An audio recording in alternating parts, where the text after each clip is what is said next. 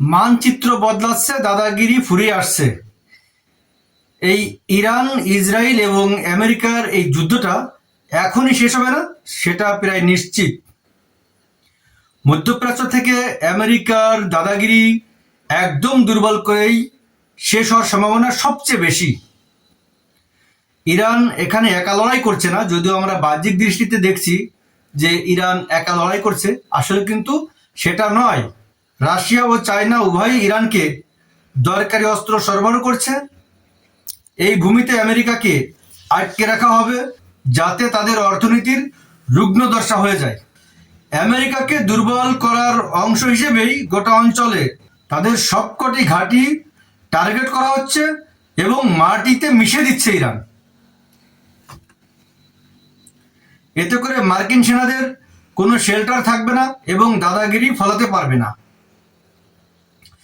Iran এই যুদ্ধে যতটা সফলতা পেয়েছে তার বড় ক্রেডিট পাবে চীন। তারা আমেরিকা ও ইসরায়েলের রিয়েল টাইম স্যাটেলাইট ডাটা ও পজিশন ইরানকে সরবরাহ করছে, যার প্রেক্ষিতে ইরান নির্ভুলভাবে আঘাত করতে পারছে। আমেরিকার খুঁটি দুর্বল হয়ে গেলে এখানে জায়গা পাকা করবে চায়না। তাদের বাণিজ্য ও শিল্পের জন্য দরকার তেল, গ্যাস, এই জিনিসগুলি টেকনিক্যালি সরবরাহ করবে ইরানের প্রভাব বলে থাকা কোম্পানিগুলি। অর্থনৈতিকভাবে ইরানের অর্থনীতি ঘুরে দাঁড়ানোর সুযোগ পাবে। আমেরিকা যদি এখানে না থাকে তাহলে রাশিয়া সহজেই সামরিক উপস্থিতি ও অস্ত্রের বাজার বৃদ্ধি করতে পারবে। এই সুযোগে চীন বেল্ট অ্যান্ড রোড প্রকল্পে প্রসার ঘটাতে পারবে, যা এতদিন আটকে ছিল আমেরিকার কারণে।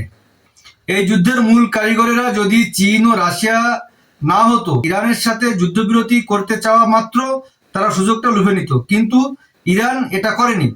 তারা আমেরিকাকে এই মাটি থেকে সরিয়ে ফেলার মোক্ষম সুযোগ পেয়েছে। ইরানকে সামনে রেখে এই যুদ্ধ করছে চীন এবং রাশিয়া।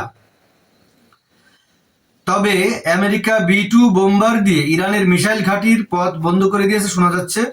এতে ইরান দীর্ঘপাল্লার মিসাইল আক্রমণ থেকে পিছিয়ে ড্রোন অ্যাটাকে মনোযোগ দিয়েছে। তবে আশা করছি এই সমস্যা ইরান দ্রুতই কাটিয়ে উঠবে। আমার ধারণা ইরান গত কয়েক দশক ধরেই এই যুদ্ধের প্রস্তুতি নিয়েছে, কিন্তু আমেরিকা বুঝতে পারেনি। স্পেন ইতোমধ্যেই তাদের দেশে মার্কিন ঘাঁটি থেকে আমেরিকাকে সরে যেতে বলেছে। কিছু দেশে পুরো ঘাঁটি ধ্বংস করে দেওয়া হয়েছে। মিসাইল ঘাঁটির সমস্যার সুযোগ নিয়ে আমেরিকা তাদের সেনাদের অন্যত্র সরিয়ে নিচ্ছে। এটা যদি আরো কিছুদিন চলমান থাকে তাহলে এই অঞ্চলে আমেরিকার প্রভাব একেবারেই ডুবে যাবে। এই ব্যাপারটা আপনি কিভাবে দেখছেন অবশ্যই কমেন্ট করে জানাবেন। ধন্যবাদ সবাইকে।